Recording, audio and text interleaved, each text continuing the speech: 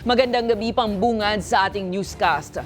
Patay ang isang lalaking tatawid lang sana ng kalsada sa Antipolo City nang masagi ng isang SUV na naging dahilan naman para magulungan siya ng isang 16-wheeler truck. Sumuko naman na sa pulisya ang may-ari ng SUV at pinagharap sila ng pamilya ng biktima. Ang balitang A to Z ni Kim Salinas. Imposible. Ang liwanag ng ilaw, sir. Kitang-kita naman sa CCTV. Imposible. Tinakbuhan niya pa. Galit na sumugod sa Antipolo City Component Police Station ang pamilya ng biktimang nasawi sa aksidente sa Antipolo nitong Martes ng madaling araw. Imposible. Hindi mo nakita ang liwanag ng ilaw niyo. Unang nasagi ng isang multipurpose vehicle o MPV ang biktimang si Renato Lauang, pero mas masaklap ang sumunod na pangyayari nang magulungan siya nang dumara ang 16-wheeler truck na kanyang ikinasawi. Dead on the spot siya, no? Sa bigat kasi nung truck at purely lahat ng gulong niya sa left side nakasagasa doon sa biktima natin. In shock pa rin ang pamilya ng biktima sa nangyaring trahedya. Tagal niya nakatayo sa alin.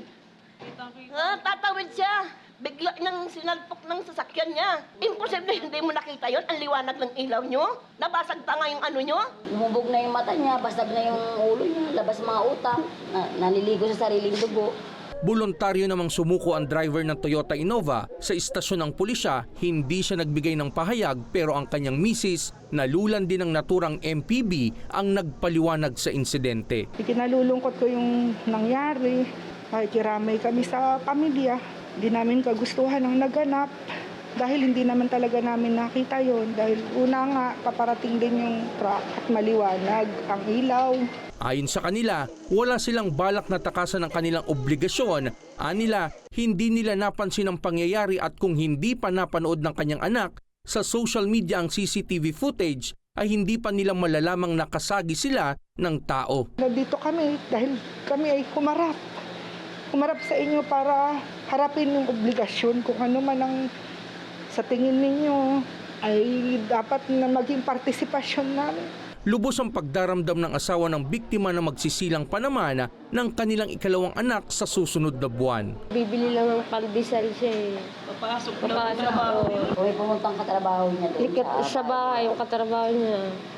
Na ganun po nangyari. Kanina, pinag-uusap ng investigador ang magkabilang panig ukol sa kahihinatnan ng kaso. Kung hindi sila mag-agree ngayon, araw na to, magsasampa talaga tayo ng kaukulang complaint against doon sa driver po ng MPV.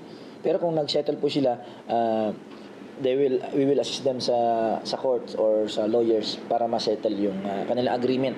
Ayon sa pulisya, una nang pinalaya ang driver ng truck matapos silang magkaareglo ng pamilya ng biktima. Para sa Balitang A to Z, Kim Salinas.